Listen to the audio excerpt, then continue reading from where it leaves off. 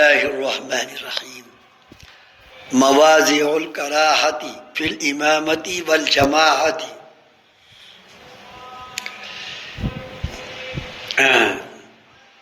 مصنف علیہ الرحمہ اس باب کے اندر امامت میں کراہت اور جماعت میں جو کراہت آتی ہے اس کو بیان فرما رہا ہے۔ کبھی امامت میں کراہت امام کی کراہت کی بنا پر ہے، اور کبھی امام کی کراہت کی وجہ سے نہیں بلکہ فی نفسی ہی کراہت ہے۔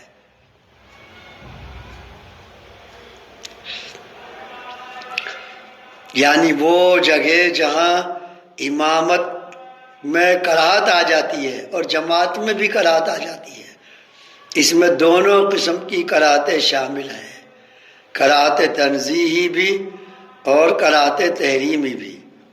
بعض جگہ کراہت تحریمی اور بعض جگہ کراہت تنزیہی۔ اس کے ماتحت ذکر کیا نمبر 1 تکرہ امامت الفاسق، فاسق کی امامت مکروہ ہے۔ یہ تحریمی مراد ہے، مکروہ تحریمی ہے فاسق کی امامت۔ فاسق جو شخص ترک واجب کا مرتکب ہو وہ فاسق کہلاتا ہے، اور ترک فرض کا مرتکب ہو وہ بھی فاسق کہلاتا ہے۔ اگر ترک فرض کا مرتکب ہوا لیکن جان بوجھ کر مرتکب ہوا تو کفر کے قریب پہنچ جاتا ہے۔ قرب الکفر من ترک الصلاۃ متعمدا فقد کفر فقد قرب الکفر۔ وہ فاسق ہے جو ترک واجب کرتا ہو جان بوجھ کر، یا ترک فرض کرتا ہو بھول کر بلا جانے بوجھے۔ نمبر 2 امامت مبتدع، جو بدعات پر عمل کرتا ہے، یعنی غیر ضروری چیزوں کو ضروری سمجھ بیٹھتا ہے۔ بدعت کا تعلق اعتقاد سے ہے، اعتقاد بنا لیا اس نے، غیر ضروری چیزوں کو ضروری سمجھ بیٹھا۔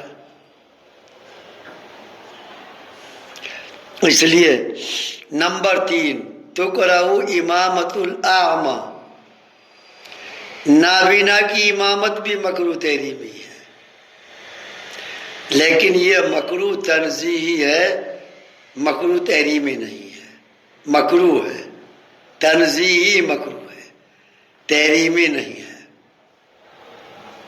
وہ صرف اس لیے ہے کہ نابینا ہے، کسی چیز نے اس کے اوپر پاخانہ کر دیا، گندگی لگ گئی اس کو نظر نہیں آئے گا، چھینٹیں لگ گئی نظر نہیں آئے گا، اس لیے کراہت ناپسندیدگی کراہت تنزیہی ہے، تحریمی نہیں۔ اور جب کہ وہ افضل القوم ہو تو پھر کراہت تنزیہی بھی نہیں۔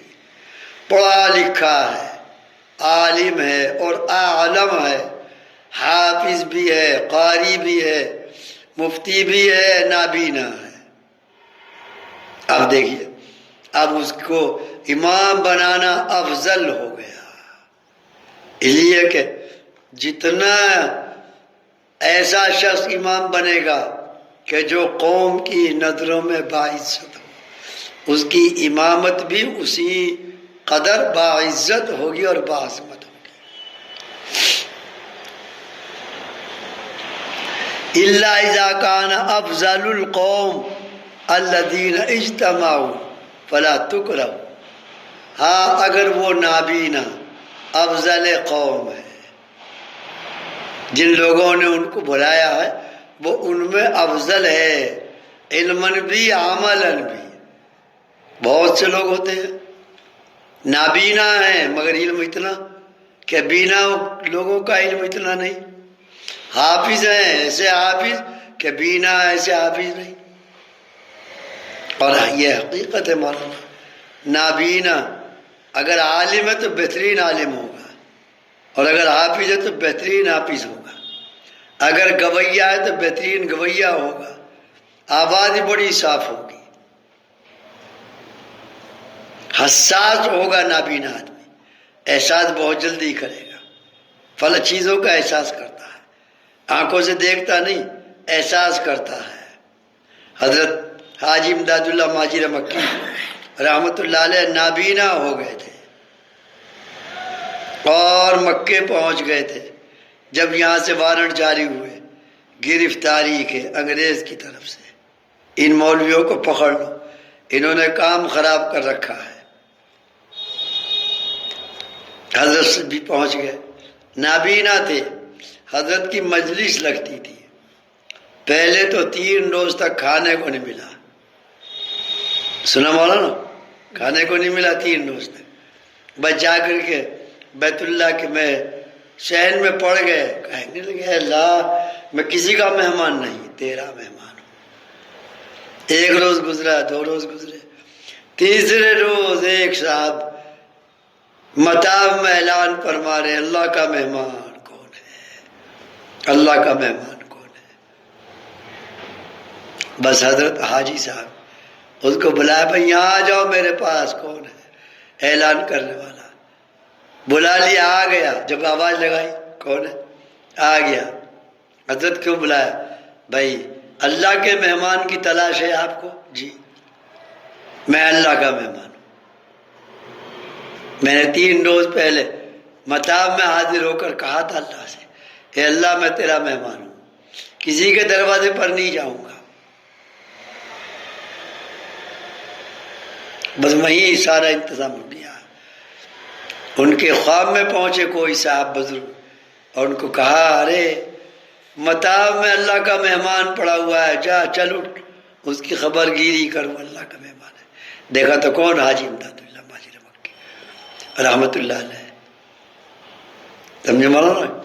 بس مجلس لگتی تھی، حساس ہونے کی بات بتلا رہا ہوں، بیت اللہ کے شہر میں بڑے حقائق بیان ہوتے تھے، حالانکہ حاجی صاحب عالم نہیں تھے، شہر جامع تک تعلیم تھی، لیکن علم موہبی اللہ کی طرف سے ان کو دے دیا گیا تھا۔ بڑے بڑے محدثین رجوع فرماتے تھے، آ کر کے علم حدیث میں معلومات کرتے تھے حضرت حاجی امداد اللہ ماجر مکی رحمت اللہ علیہ سے، وہ تقوی اور طہارت کی بات تھی۔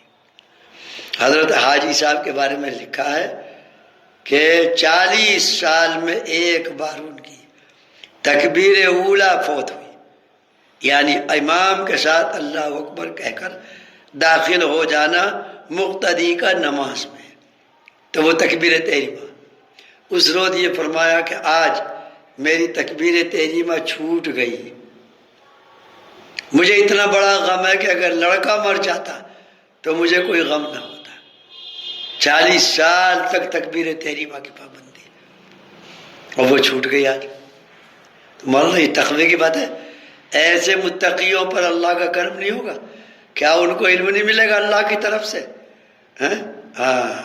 من عامل بما علم ورثہ اللہ تعالی علم ما لم یعلم، بس جو اپنے علم پر عمل کرتا ہے اللہ تعالیٰ اس کو ما لم یعلم چیزیں بھی بتلا دیتے ہیں جو وہ جانتا بھی نہیں۔ ہاں تو بتلا رہا تھا، ایک روز حضرت بیان فرما رہے تھے بیت اللہ کے شہر میں، بس اچانک فرمایا ارے بھائی مجھے تھانہ بھون کی خوشبو آ رہی ہے۔ حضرت تھانہ بھون کے تھے رہنے والے، حضرت حاجی امداد اللہ ماجر مکی، اور حضرت تھانوی مولانا اشرف علی صاحب رحمۃ اللہ علیہ کے شیخ بھی تھے، حضرت حاجی صاحب پیر بھی تھے۔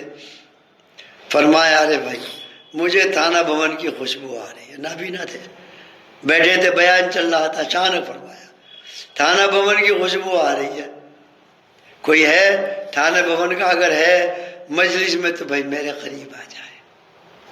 بس ایک صاحب اٹھ کر کے گئے، حضرت میں ہوں تھانہ بھون۔ تو مولانا کس کی؟ اپنے وطن کی خوشبو آئی، حضرت حاجی صاحب رحمۃ اللہ علیہ کو۔ کہ میرے وطن کا کوئی آدمی ہے میں دیکھ نہیں پا رہا. احساس کی، یہ احساس ہی تو ہے. خوشبو کا آنا نہ آنا یہ احساس کی بات ہے.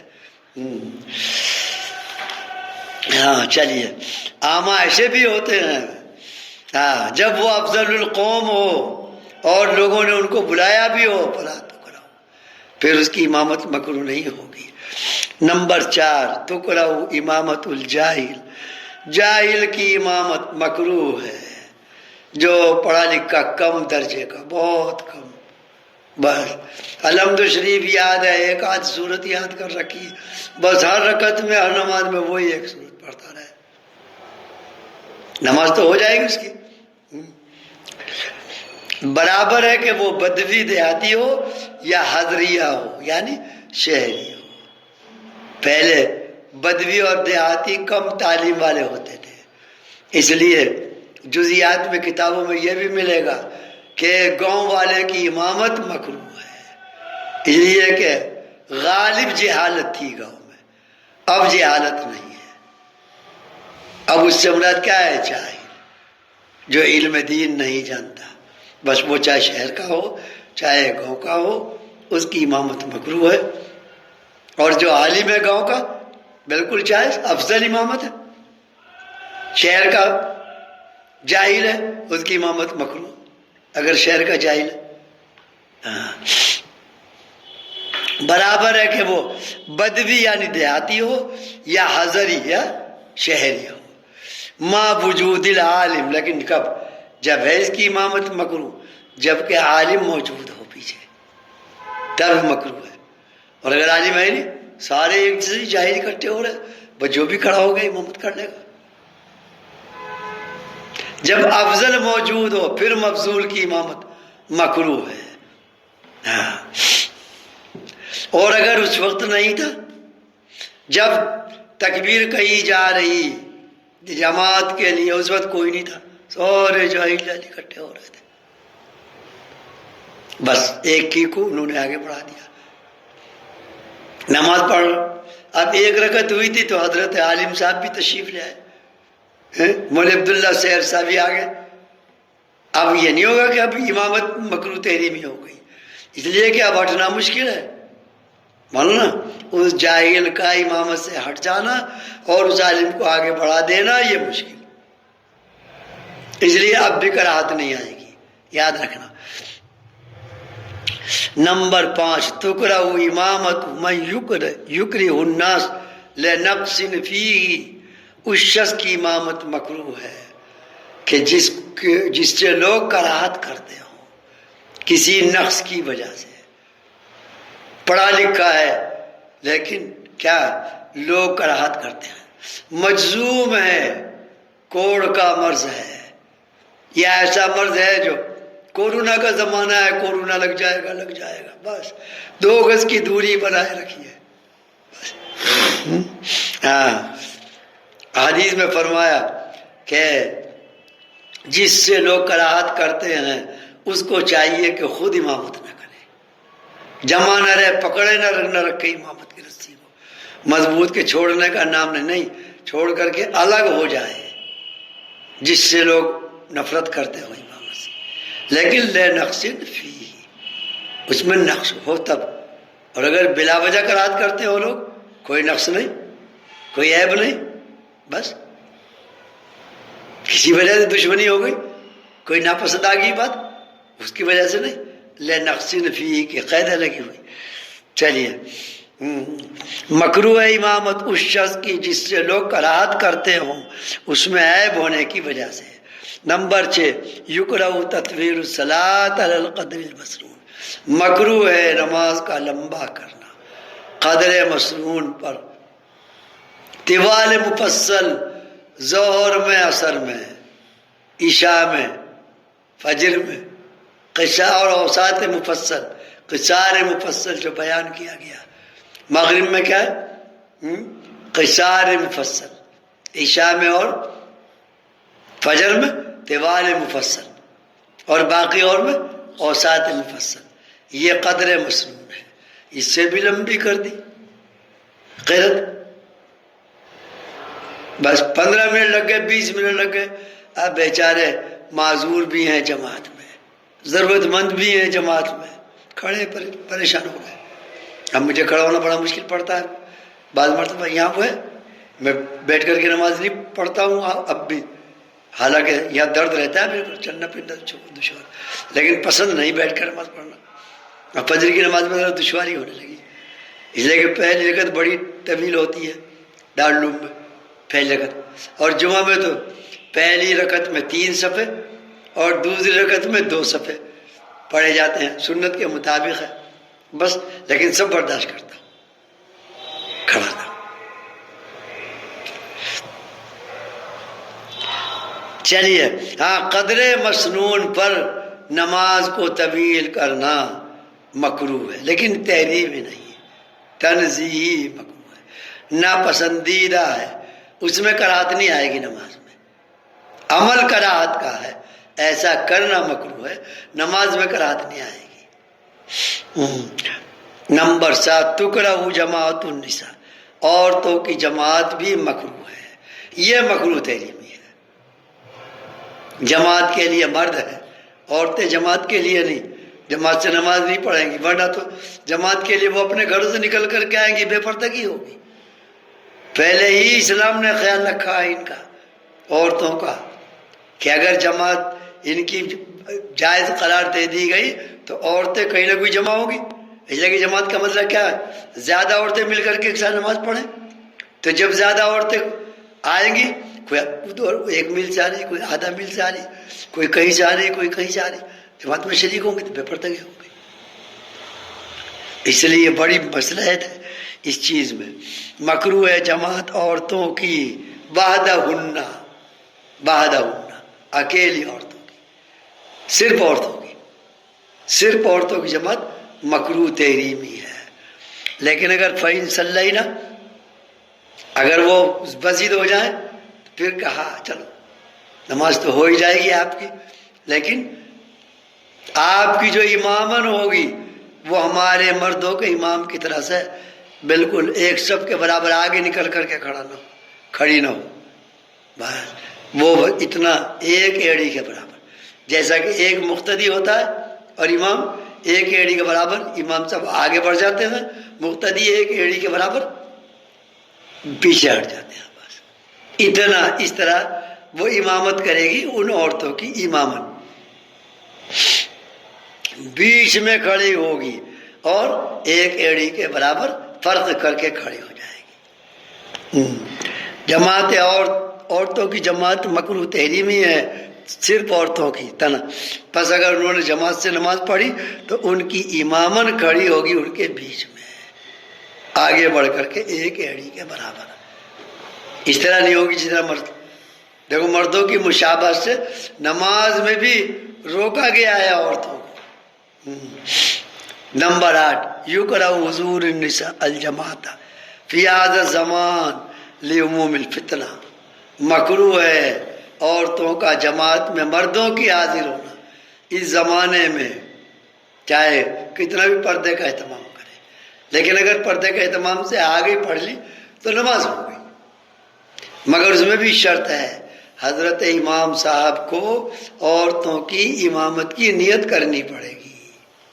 اس لیے پہلے بتلا دیا جائے حضرت امام صاحب آپ کے پیچھے کچھ عورتیں بھی ہیں نماز پڑھنے والی ہیں، تو وہی نماز کی نیت کر لیں، امامت کی نیت کر لیں گے. ان کی مردوں کی امامت کی نیت کی ضرورت نہیں امام صاحب کے لیے.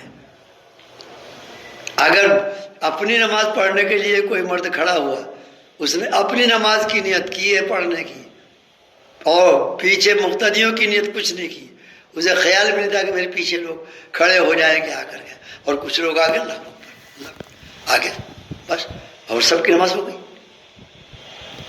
معلوم بھی نہیں ہوا امام صاحب کو کہ میرے پیچھے مقتدی آ گئے، تب بھی نماز سب کی ہو گئی. اس لیے کہ امامت کی نیت شرط نہیں ہے امام صاحب کے لیے، مردوں کی امامت کی، عورتوں کی امامت کی نیت شرط ہے، یاد رکھنا مسئلے کو. ہاں عورتوں کا حاضر ہونا مکروہ ہے جماعت میں اس زمانے میں. کیوں؟ عموم میں فساد ہے، عموم میں فتنہ ہے. حضرت عمر فاروق رضی اللہ تعالیٰ عنہ کے زمانے میں عورتیں آیا کرتی تھی، بس آپ کو خیال ہوا کہ اگر یہ چیز چلتی رہی تو فساد کا زمانہ بھی آ رہا ہے آگے، چونکہ انحطاط ہے ہر چیز میں، لہذا اس کو پہلے ہی روکنا چاہیے. سرے چشمہ شاید گرفتن بمیل بلیکن چپر شد نہ شاید گرفتن بپیل. شیخ سعدی فرماتے ہیں چشمہ بھی ابلا، بس اتنا سا موبائل رکھ دو، یہ رکھ دو گلاس، بند ہو جائے گا چشمہ. اور اگر چشمہ ابھر گیا اور بڑا نکلنے لگا، بس پھر تو چائے بہاتی بھی اس میں اتار دو، بند نہیں ہونے گا. کتنا ہی آپ اس کو آنٹتے رہیں لیکن بند نہیں ہوگا. اس لیے پہلے ہی حضرت عمر فاروق رضی اللہ تعالیٰ عنہ نے ایسا طریقہ اختیار کیا کہ جا کر کے بیٹھ گئے. روز عورتیں فجر کی نماز کے لیے جایا کرتی تھی اور بیٹھ گئے جہاں کو بیوی جاتی تھی. اب بیوی آئی وقت پر نماز کے لیے مسجد میں، پکڑ کر کے اس کی چادر کھینچ لی. اندھیرا ہو رہا تھا اس لیے کہ لائٹ تو تھی نہیں کہ کھمبوں کی لائٹ جلی ہوئی ہے راستوں میں. بس پھر آ کر کہنے لگے جب، اور پھر چلے گئے جا کر کے جماعت میں بھی چلے گئے، جماعت میں شریک ہو گئے. اس نے بھی نماز پڑھ لی. آ کر کے بیوی کہی حضرت آج تو ایک بڑا حادثہ پیش آ گیا، میرے ساتھ کیا ہوا؟ ارے بڑی بھی کیا ہوا؟ ہاں جی حضرت کسی نے میرا پلہ پکڑ کر کھینچ لیا، میری چادر اتار لی. اچھا بس بھائی کہنے لگے بیوی سے فساد شروع ہو گیا بس. ہاں بس اگلے ہی دن سے کوئی عورت جماعت میں مسجد میں نہیں جائے گی. جماعت سے نماز پڑھ.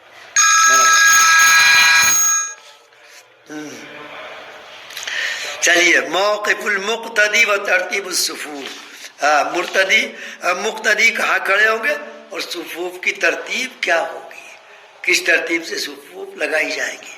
سب سے پہلے امام کے پیچھے عالم والی سب ہونی چاہیے، مردوں کی عالم.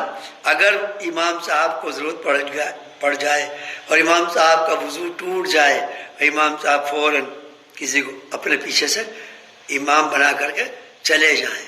اور اگر بالکل بے تال کا بودم کھڑا ہوگا امام کے پیچھے، بس کس کو بنائیں گے؟ وہ بھی ہاں کرے گا، کیا نماز پڑھائے گا؟ وہ عالم ہونا چاہیے. اذا کان مع الامام واحد، جب امام کے ساتھ ایک ہو، رجل اور صبی، بچہ ہے ممیز. ممیز اس بچے کو کہتے ہیں جو نماز کے طریقوں کو سمجھتا ہے، یعنی قریب البلوغ. وقف عن یمین الامام، امام کے دائیں جانب کھڑا ہوگا. متاخراً قلیلاً، تھوڑا سا پیچھے ہٹ کر کے تھوڑا سا.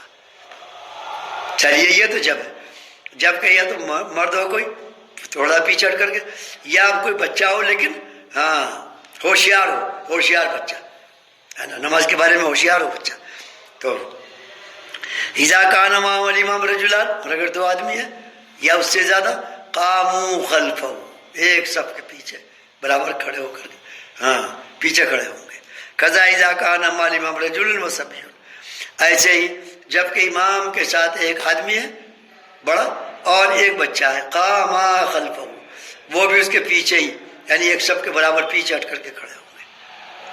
وَيَجْتَمَعُ رِجَالٌ وَنِسْوَةٌ، مرد بھی آگے، عورتیں بھی آگے نماز پڑھنے، صبیان بھی آگے نماز پڑھنے. صف الرجال، سب سے پہلے تو سب لگائی جائے گی مردوں کی، ثم الصبیان ثم النساء، پھر بچوں کی صف لگائی جائے، پھر عورتوں کی صف لگائی جائے، عورتوں کی صف پیچھے ہوگی. پھر بھی اس میں خیال آئے گا ان مردوں کو جو نماز پڑھا ہے، ہمارے ایک صف کے بعد فاصلے سے عورتیں کھڑی ہوئی ہیں. اس لیے کہ شیطان تو چلتا ہے نا، وہ دل میں ڈالے گا مردوں کے کہ تمہارے پیچھے ذرا عورتیں ہیں، جلدی سے ذرا سلام پھیر کر کے پیچھے دیکھ رہا. ثم النساء، پھر عورتوں کی صف لگے گی. ینبغی ان یقف افضل القوم فی الصف الاول. بس مصنف فرماتے ہیں مسئلہ یہ ہے کہ صف اول میں امام کے قریب وہ حضرات کھڑے ہوں جو امامت کے لائق ہوں، تاکہ امام کا وضو ٹوٹ جائے یا کوئی حادثہ پیش آ جائے تو اس کے پیچھے والا امامت کر سکے امام کی جگہ پر. افضل القوم، صف اول میں کھڑے ہوں. لیکونوا متأہلین للامامت عند سبق الحدث، تاکہ تیار رہیں، متأہلین تیار رہنا حال ہے یہ، تاکہ وہ تیار رہیں امامت کے لیے. کب؟ اندہ سبق الحدث، امام کو حدث لاحق ہو جائے، وضو وغیرہ ٹوٹ جائے. جب اذا لم يكن في القوم غیر صبی واحد، اور اگر جماعت تو ہو رہی اور ایک ہی بچہ ہے، بس صرف ایک بچے کی سب کس طرح لگے گی؟ بیچ میں ایک بچے کو کھڑا کریں گے؟ نہیں، ایک بچے کو جماعت میں شامل، بڑوں کی جماعت میں شامل کر لیں گے، کوئی حرج نہیں. ایک بچہ اگر ہے، دخل فی صف الرجال، اگر ایک بچہ ہے، صرف پوری جماعت میں ایک بچہ صف میں کھڑا کر لو. اور جب کہ نہ ہو قوم میں سوائے ایک بچے کے کوئی، دخل فی صف الرجال، اس کو دخل، اس کو داخل کر لیا جائے گا مردوں کی صف میں. فإن تعدد الصبیان، اگر کئی بچے ہیں، نماز میں کئی بچے ہیں، دیکھ رہے ہیں سب مقتدی لوگ، کئی بچے ہیں، جعلوا صفا خلف الرجال، اب ان کو پھر مردوں کے بعد ایک صف مستقل ان کی بنا دی جائے گی. تو ہاں کر دی جائے گی ان کی ایک صف خلف الرجال، خلف الرجال، مردوں کے پیچھے. بلا تکمل بہم صفوف الرجال، ایسا نہیں کیا جائے گا کہ مردوں کی صف میں بھائی آخر میں ادھر کونے پہ ادھر کونے پہ کھڑا کر لیں، یعنی سب پوری کرنے کے لیے ایک بچہ ادھر لے لو ایک بچہ ادھر، ایسا نہیں ہونے کا، بلکہ ان کی صف ہونی چاہیے. لیکن پھر بھی اگر بچے کھڑے ہو گئے خود سے کونے پہ تو نماز ہو گئی، اگرچہ نامناسب ہے، یعنی سنت کے خلاف ہوا، نامناسب ہے. اور نہیں مکمل کی جائے گی ان بچوں سے مردوں کی صف. اذا جاء احد للصلاۃ، بس آ گیا کوئی وضو بنا کر کے، فوجد الامام راکعا، اس نے پایا امام کو رکوع میں، دیکھا تو امام صاحب رکوع میں. فإن كان في الصفوف فرجہ، اگر صف میں کشادگی ہے، جگہ ہے کھڑے ہونے کی، تو وہ پیچھے کھڑے ہو کر کے جلدی کی بجائے کہ کبھی امام اللہ اکبر کہہ کر کے اٹھ جائے، میری رکعت چھوٹ جائے، نہیں، ایسا نہیں کرے گا.